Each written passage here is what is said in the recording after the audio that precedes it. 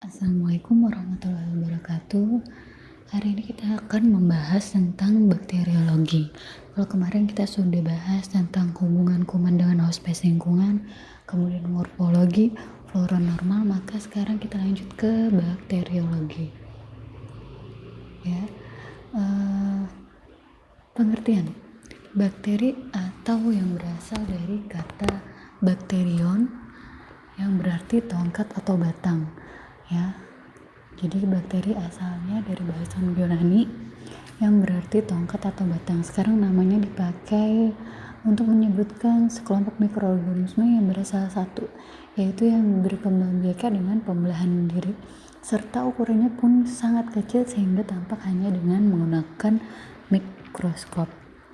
Nah, kemudian bakteri ini merupakan transisi dari makhluk hidup. Artinya dia bukan golongan makhluk hidup, tapi dia juga mempunyai sel, DNA dan RNA yang menjadi ciri dia makhluk hidup.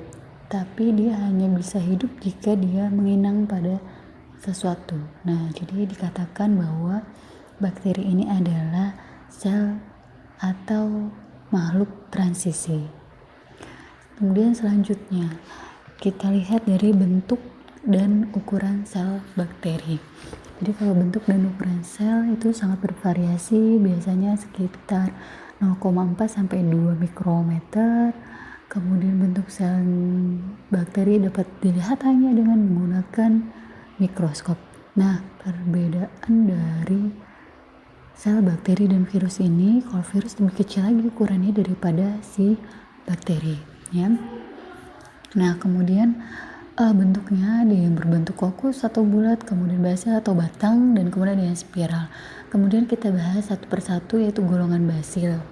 Ya, golongan basil ini berbentuk serupa atau mempunyai tongkat yang pendek. Jadi dia bentuknya kayak batang panjang, batang seperti batang pohon seperti itu, kemudian panjang-panjang.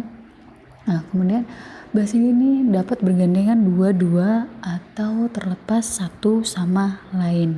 Ya, jadi dia bentuknya ada yang dua, kemudian ada yang lepas. Jadi bergandengan gitu untuk bentuknya. Karena kan dia bentuknya batang. Lalu ada yang bergandeng-gandeng. Kemudian ada juga yang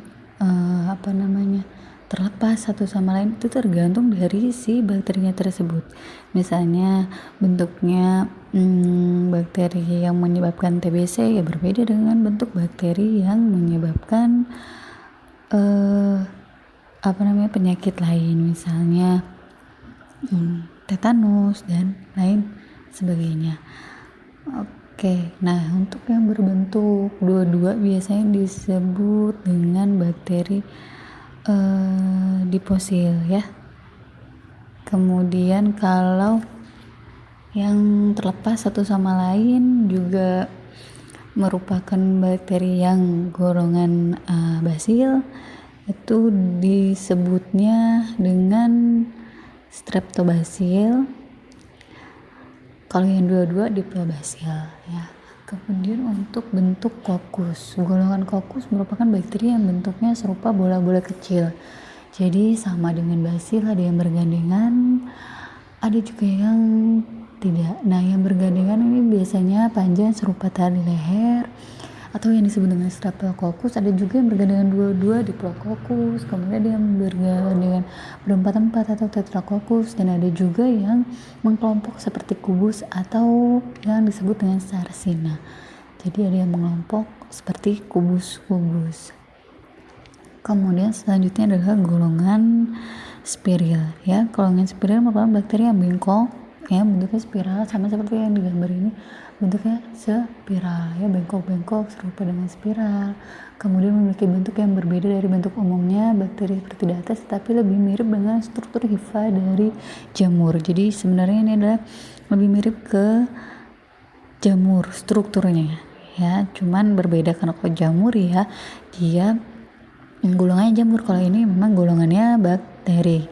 Kemudian struktur bakteri dalam kelompok ini dimasukkan ke dalam kelompok actinomycet yang serupa dengan hifa. Jadi ada yang masuk dengan jaringan hifa ya mirip dengan jaringan hifa atau yang disebutnya dengan actinomycet.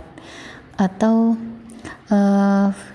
golongan hifa atau jamur ini biasanya adalah filamen atau batang tubuhnya itu menghasilkan seperti spora ya.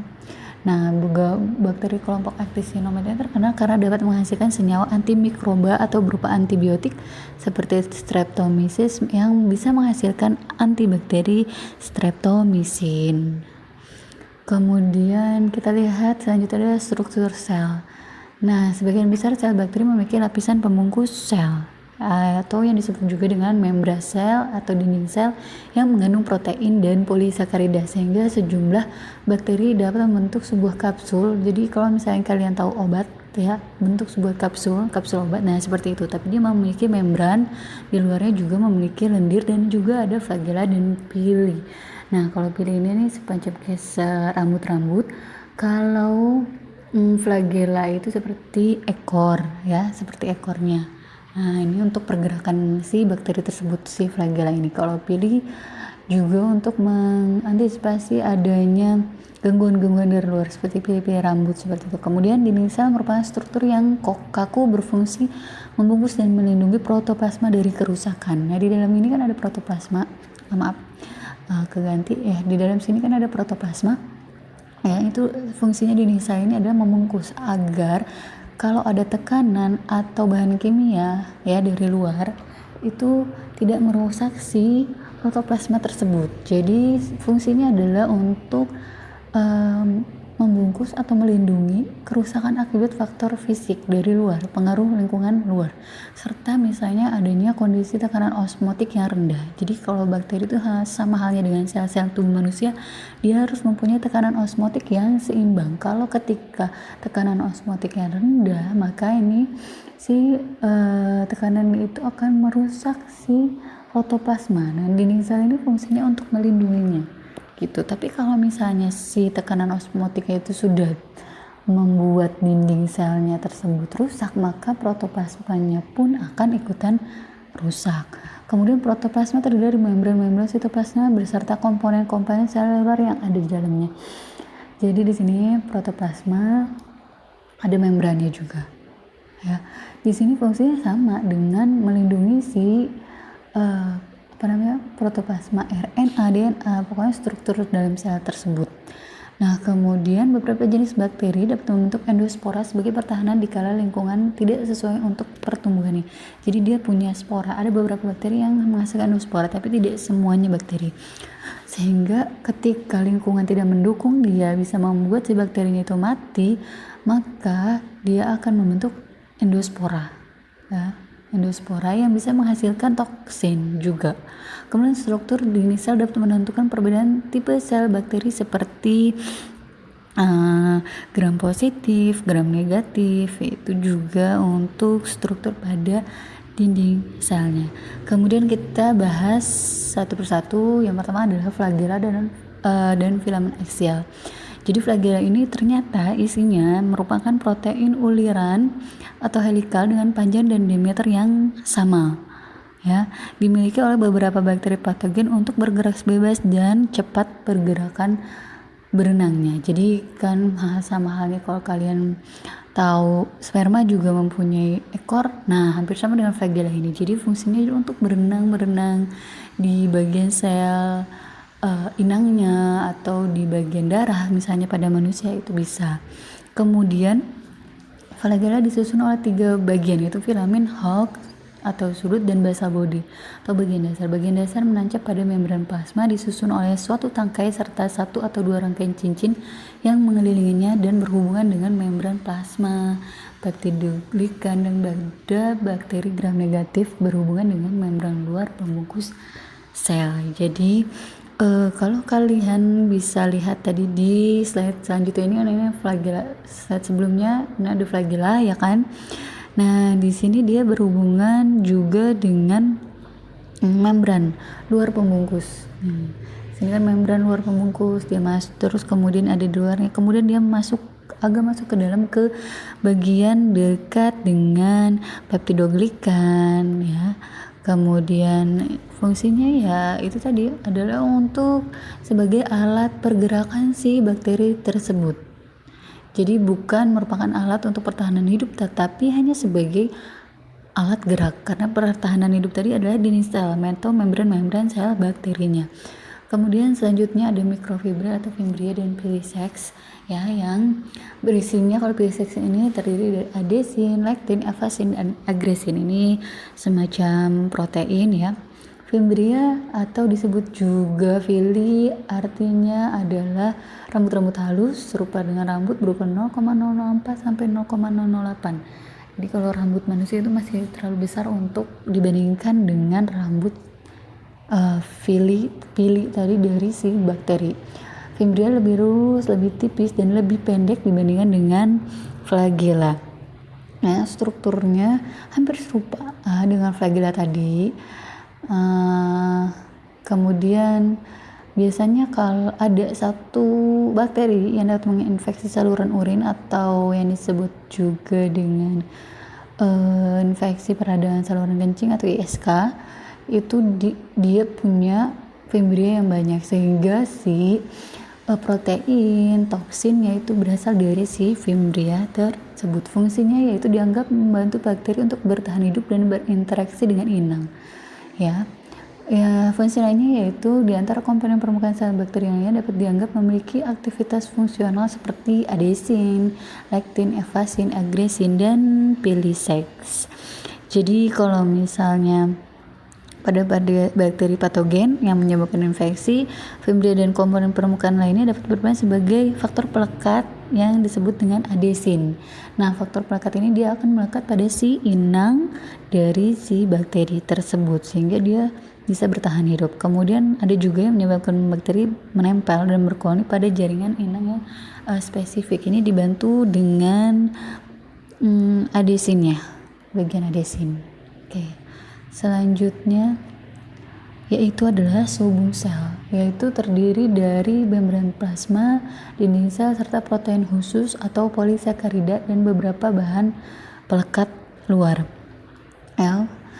Subung sel bakteri ini memiliki lapisan pelindung ya, memiliki lapisan pelindung yang tersusun atau beberapa lapis yang umum terdapat pada sel bakteri. Jadi ini subung sel mempunyai lapisan pelindung ya, tersusun dari 20% dari selnya tersebut lapisan pelindungnya ya, lapisan pelindung dari subung selnya.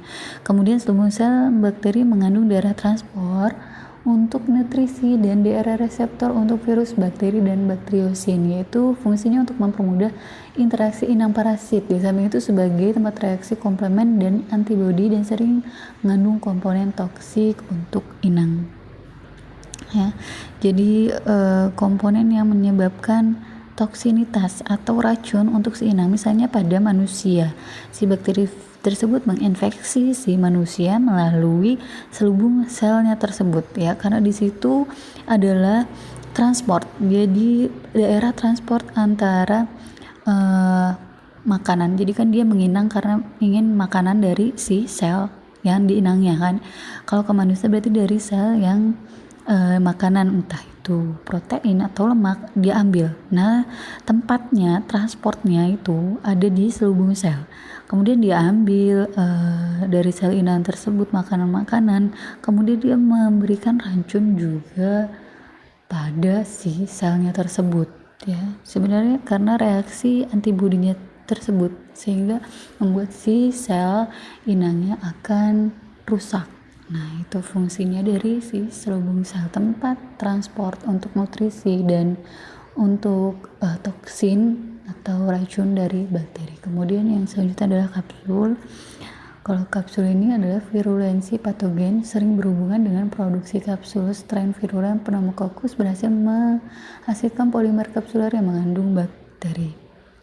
Ya, bentuk kapsul yang kental cenderung melekat pada sel, sedangkan lendir dan polimer eksternal yang bermudah tercuci. Kapsul lebih mudah dilihat dengan pewarnaan negatif. Jadi kalau misal pun ke lab, kita cara melihat kapsul dalam bakteri itu adalah dengan pewarnaan bakteri negatif, baru bisa dilihat si kapsul. Bentuknya sama seperti kapsul, ada di bagian dalam tapi nggak terlalu dalam sih, setelah dinding sel ya. Maaf, bukan setelah tapi sebelum dinding sel itu ada kapsulnya ya. Itu juga fungsinya ya hampir sama untuk pertahanan tubuh dari si sel bakteri tersebut atau dari bakteri tersebut. Kemudian selanjutnya yaitu dinding sel ditemukan pada semua bakteri hidup bebas kecuali pada Mycoplasma ini terkecuali ya. Kemudian dinding sel ini berfungsi untuk melindungi kerusakan sel di lingkungan bertekanan osmotik rendah dan memelihara bentuk sel. Nah, ini ada unsur dari dinding sel ya, bisa kalian lihat ada ada mikrofibrilnya, kemudian ada plasma membrannya, itu bagian dari dinding sel.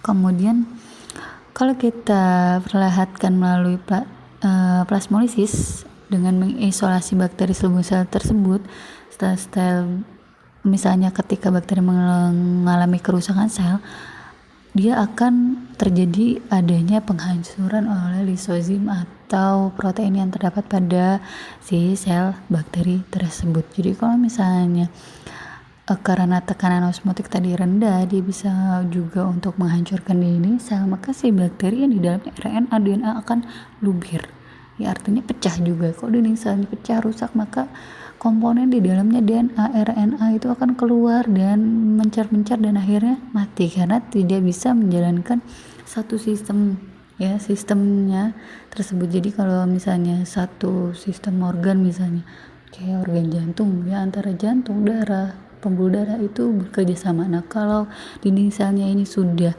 rusak, maka untuk pertahanan selnya aja udah rusak, jadi sisanya itu akan ikutan rusak, mencar keluar. Berarti seperti itu, kayak misalnya balon pecah atau kapsul obat pecah, maka yang di dalam itu akan keluar tuh kalau obat. Nah, sama halnya dengan si bakteri tersebut. Kemudian kita lanjut ke pertumbuhan dan perkembangan sel. Didefinisikan oleh pertambahan jumlah atau volume serta ukuran sel. Jadi bukan hanya pertambahan jumlah tapi juga ukurannya. Pada organisme prokariot seperti bakteri, pertumbuhan merupakan pertambahan volume dan ukuran sel dan juga sebagai pertambahan jumlah sel. Pertumbuhan sel bakteri biasanya mengikuti suatu pola pertumbuhan tertentu berupa kurva pertumbuhan sigmoid. Kalau kalian masih ingat yang pelajaran sebelumnya tentang mikroorganisme, pertumbuhan mikroorganisme ini hampir sama dengan sel bakteri. Yang pertama adalah fase lag atau lamban, yaitu fase adaptasi, yaitu penyesuaian mikroorganisme pada suatu lingkungan baru. Jadi saat fase lag gitu, saat si bakteri tersebut menginang pada sel yang diinangnya. Jadi dia masih melakukan penyesuaian, sama sepertinya kamu kalau misalnya masuk ke lingkungan yang baru, maka perlu adanya proses yang namanya adaptasi dengan teman, lingkungan tetangga, atau lingkungan biotiknya, udaranya misalnya, suhunya, tadinya di tempat yang panas misalnya terus pindah ke tempat yang dingin, maka ada adaptasi ya. Sama halnya dengan bakteri juga. Kemudian pada fase ini ya terjadi peningkatan ukuran sel mulai pada waktu sel tidak atau sedikit mengalami pembelahan. Jadi sebenarnya sudah ada adaptasi, sudah ada peningkatan sel sebenarnya, tapi masih lamban ya. Fase ini ditandai dengan peningkatan komponen makromolekul, aktivitas metaboliknya dia sudah berusaha untuk melakukan metabolisme dengan mengambil sari-sari makanan dari inang selnya, dan kerentanan terhadap zat kimia dan faktor fisik sudah ada. Jadi fase lag ini merupakan suatu periode penyesuaian yang sangat penting untuk penambahan metabolisme si bakteri tersebut pada kelompok selnya menuju tingkat yang setara dengan sintesis sel yang maksimum. Jadi sudah melakukan metabolisme walaupun masih baru di awal-awal, masih sangat lambat ya. Kemudian selanjutnya itu fase log. Itu merupakan fase di mana mikroorganisme tumbuh dan membelah pada kecepatan maksimum atau disebut juga fase eksponensial. Fase pertumbuhan yang sangat cepat, dia cepat membelah, kemudian dia juga cepat berkembang atau tumbuh dan menjadi besar ya. Pada fase eksponensial atau logaritmik, sel berada dalam keadaan pertumbuhan yang seimbang, artinya membelah ya, bertambah banyak juga dengan bertambahnya besarnya si bakteri tersebut. Itu jadi disebut dengan fase pertumbuhan yang paling seimbang dalam fase pertumbuhan dan perkembangan bakteri. Selama fase ini, massa dan volume sel meningkat oleh faktor yang sama dalam arti rata-rata komposisi sel dan konsentrasi relatif metabolit tetap dan konstan. Kalau tadi di fase log metabolitnya sudah mulai aktivitasnya, sudah mulai, tapi di fase log ini makin bertambah kecepatannya, kemudian metabolismenya juga sangat bertambah. Sel membelah dengan kecepatan konstan, artinya teratur, yang ditentukan oleh intrinsik, ya. Jadi ditentukan oleh faktor intrinsik bakteri atau faktor bakteri di dalamnya, ya, dan faktor kondisi lingkungan luar dari si bakteri. Kemudian selanjutnya ke fase stasioner atau adalah pertumbuhan mikroorganisme berhenti dan terjadi keseimbangan antara sel yang membelah dengan jumlah sel yang mati atau fase statis. Di sini sudah ada sel yang mati karena dalam fase ini jumlah sel yang hidup tetap ada, cuman ada yang menuju kematian karena itu tadi. Misalnya dari faktor intrinsik bakterinya atau dari faktor lingkungan. Misalnya pun kalau di manusia sudah diberikan obat antibiotik misalnya, nah sehingga di situ menuju penurunan populasi, ya. Selama fase ini jumlah sel yang hidup masih ada tetapi sudah berbeda tergantung bakterinya. Akhirnya dia akan menuju penurunan populasi. Kemudian dalam beberapa kasus sel yang terdapat dalam suatu biakan yang populasi selnya abnormal atau mengalami penyeimpangan suatu manifestasi pertumbuhan yang tidak seimbang. Jadi sudah tidak seimbang kalau di stasioner ini, ya. Artinya dia kalau tadi di eksponensial sudah melaju sangat cepat, kemudian di sini sudah mulai seimbang, malah ada yang sudah akan mengalami kematian gitu. Kemudian selanjutnya ada fase kematian, merupakan keadaan di mana jumlah sel yang mati meningkat sehingga selnya sudah langsung turun terjun bebas. Nah, pada saat medium kehabisan atau si bakteri ini kehabisan nutrisi dari bakteri yang dari sel yang diinangnya, maka populasi bakteri akan menurun jumlahnya. Pada saat ini jumlah sel pasti lebih banyak yang mati ketimbang sel yang hidup. Kalau pada fase stasioner ini masih banyak kan sel yang hidup ketimbang yang mati. Tapi kalau di sini sudah menuju kematian massal, ibaratnya seperti itu, menuju kematian massal.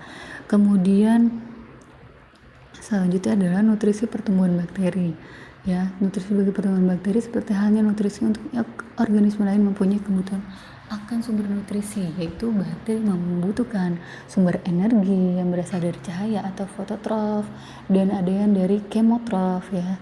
Kemudian bakteri membutuhkan sumber karbon berupa karbon anorganik atau karbon oksida dan karbon organik seperti karbohidrat untuk melakukan metabolisme. Kemudian membutuhkan juga sumber nitrogen dalam bentuk garam anorganik, kalium dan nitrat, dan juga membutuhkan protein dan asam amino itu sebagai nutrisinya dia untuk mengembangbiakan sel bakterinya. Kemudian bakteri membutuhkan beberapa unsur logam seperti kalium, natrium, magnesium, besi, tembaga. Sama halnya dengan sel tubuh kita, bakteri juga sama membutuhkan sel-sel logam tersebut untuk tetap menjaga keseimbangan osmotik, keseimbangan kehidupan si bakterinya tersebut. Kemudian bakteri membutuhkan air, membutuhkan air dia untuk melakukan fungsi metaboliknya. Jadi kalau sama halnya dengan manusia butuh air, maka bakteri pun sama, ya. Bakteri dapat tumbuh dalam medium yang mengandung satu atau lebih persyaratan nutrisi seperti atas. Jadi ada yang semuanya butuh ini, ada juga yang hanya beberapa, misalnya 3 komponen aja yang butuh, 4 komponen aja, itu tergantung dari bakterinya. Ada yang dimaksud dengan obat anti mikroba atau disebut juga dengan antibiotik. Ini obatnya digunakan sebagai pengobatan penyakit infeksi, ya, pada abad ke-17. Obat yang digunakan sebagai pengobatan pada penyakit infeksi, ya, yang telah diketahui sejak abad ke-17, yaitu ditemukannya kinin untuk pengobatan malaria pada waktu itu, ya. Kemudian ditemukan juga kemoterapi, tapi kalau kemoterapi itu pada abad ke-20 oleh Paul Ehrlich. Nah, pertama muncul pada abad ke-17 yaitu untuk malaria. Jadi penyakit malaria, kalau kalian tahu di bagian Indonesia, bagian timur kan suka ada malaria tuh. Nah, penyakitnya itu diobati oleh obat kinin ya. Dan ada juga waktu awal-awal itu adalah emetin untuk pengobatan amoebiasis. Nah, kemudian selanjutnya ditemukan sulfonamid pada tahun 1935. Kemudian untuk menanggulangi masalah infeksi dengan hasil yang lebih memuaskan. Lalu kemudian pada tahun 1940 ditemukan oleh Alexander Fleming yaitu obat penisilin untuk efektif mengobati beberapa penyakit infeksi. Kemudian mekanisme kerja dari antibiotik ya pada bakteri kita lihat satu persatu ya, dengan cara ternyata bakteri ini mekanisme kerja untuk mengurangi atau membunuh sel bakteri di tubuh manusia itu dengan cara yang pertama adalah menghambat sintesis dinding sel bakteri. Jadi bakteri kan mempunyai dinding sel itu, kemudian mempunyai lapisan luar yang ibu bilang tadi kaku, dan fungsinya adalah untuk mempertahankan, melindungi dari RNA DNA sel tersebut ya, kemudian mengatur tekanan osmotik, kemudian tempat kerja antibiotik itu ada di mengarah ke dinding selnya, yaitu di lapisan peptidoglikan. Nah, lapisan ini sangat penting dalam mempertahankan kehidupan bakteri di lingkungan yang hipotonik atau untuk kerusakan atau hilangnya lapisan, sehingga menyebabkan hilangnya kekakuan dinding sel dan akan mengakibatkan kematian ya. Kemudian jadi dari tahap awal kerja antibiotik ini mulai dari pengikatan obat ya pada sel bakteri tersebut dengan mengikat protein penisilin. Kemudian setelah obat melekat pada si dinding selnya, maka akan terjadi reaksi transpeptidasi atau akan dihambat. Selanjutnya sintesis peptidoglikan yang ada di dinding sel bakteri tersebut akan dihambat sehingga dia akan terinaktivitasi serta hilang enzim-enzim yang ada di dinding sel, sehingga dinding selnya pun akan mati atau hancur, dan sehingga akan menyebabkan kematian dari bakteri ya. Aktivitas bakteri tersebut akan terlisis ya, akan dimatikan atau dipecah-pecah. Kemudian selanjutnya menghambat fungsi membran plasma. Nah, kalau menghambat fungsi membran plasma ini, sitoplasma pada sel-sel hidup berikatan dengan membran sitoplasma yang berperan di dalam barier permeabilitas selektif ya. Jadi berfungsinya untuk menghambat fungsi si membran plasma. Salah satunya misalnya jika membran plasma terganggu, maka ion dan makromolekul yang dibutuhkan oleh sel bakteri tersebut akan keluar dari sel dan akan menyebabkan kematian. Kemudian membran sitoplasma pada bakteri dan jamur mempunyai struktur yang berbeda dengan sel hewan dan dapat lebih mudah rusak oleh beberapa bahan atau kimia atau obat.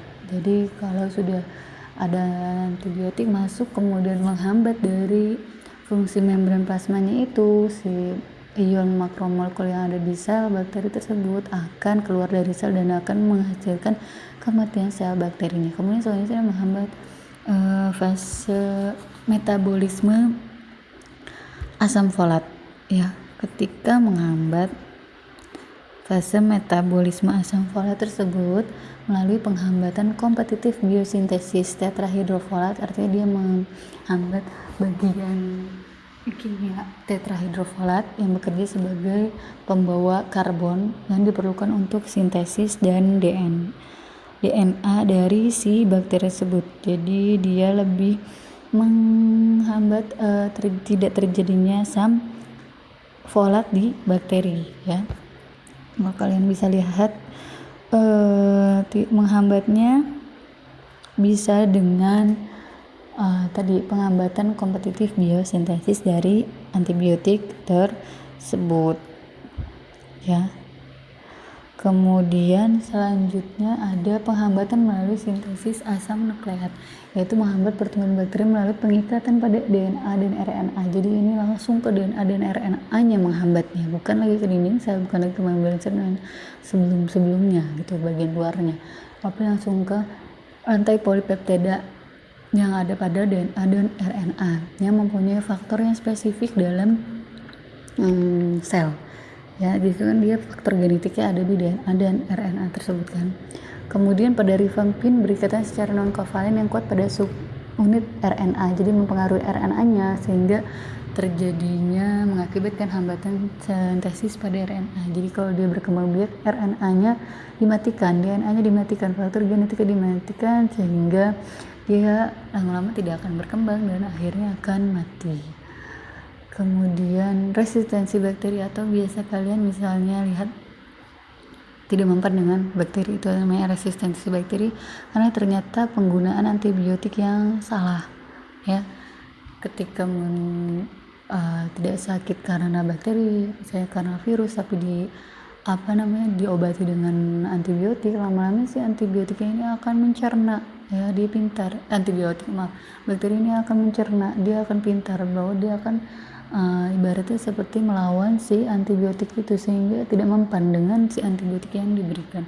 Perubahan dasar dalam hal kepekaan mikroba terhadap antimikroba tanpa memandang faktor genetik ya terjadi jika kalian sebagai berikut. Yang pertama, dihasilkan enzim yang dapat menguraikan antibiotik seperti enzim penisilanase, fosforilase, adenilase, asetilase, itu pada si bakteri. Jadi yang menghasilkan enzim bakteri tersebut, penangkalnya ibaratnya penangkal dari antibiotik tersebut. Kemudian ada perubahan permeabilitas sel bakteri terhadap obat antibiotiknya, ada perubahan kecenderungan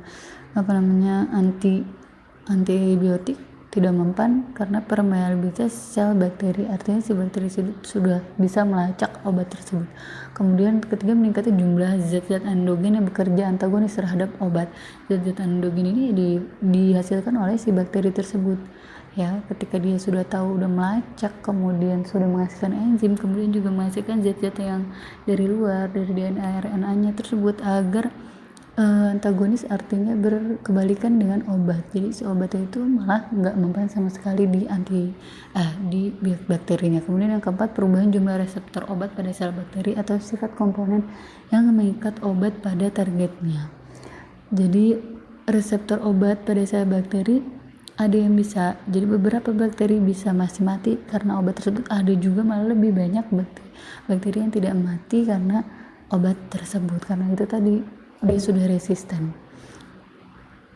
Ketika resisten berarti adalah penggunaan antibiotik yang tidak tepat. Misalnya ketika antibiotiknya harusnya dihabiskan, tidak dihabiskan oleh si pasien, itu juga bisa menyebabkan resistensi. Atau karena keseringan menggunakan antibiotik itu, sehingga si bakteri sudah mempelajari bakteri tersebut, dia membuat zat-zat antagonis obat bakterinya tersebut, sehingga tidak mempan juga. Misalnya lagi kayak misal pada cuci tangan dengan menggunakan hand sanitizer, itu kan 5 kali harus diseling dengan obat itu ya, bukan dengan obat, maksudnya dengan cuci tangan. Jadi sudah 5 kali pakai hand sanitizer, harus sekali diselingi dengan cuci tangan, karena bisa menimbulkan resistensi juga pada si hand sanitizer tersebut, sama halnya dengan antibiotik, seperti itu. Kemudian sudah selesai ternyata pertemuan kita kali ini ya. Jika ada yang tanya, boleh kalian masuk ke Google Classroom untuk absen juga, dan ibu harap sih diskusi bisa berjalan ya, karena dari pertemuan kemarin sebelumnya jarang sekali ada diskusi untuk mikrobiologi ini, entah karena sudah dibaca atau sudah paham atau malah tidak mengerti. Maka kalau ada yang ditanyakan, kalian move ke Google Classroom lagi, kita diskusi di Google Classroom. Kurang lebihnya ibu minta maaf. Mudah-mudahan materi ini bisa nyangkut ke kalian, bisa dipahami dengan baik. Wassalamualaikum warahmatullahi wabarakatuh.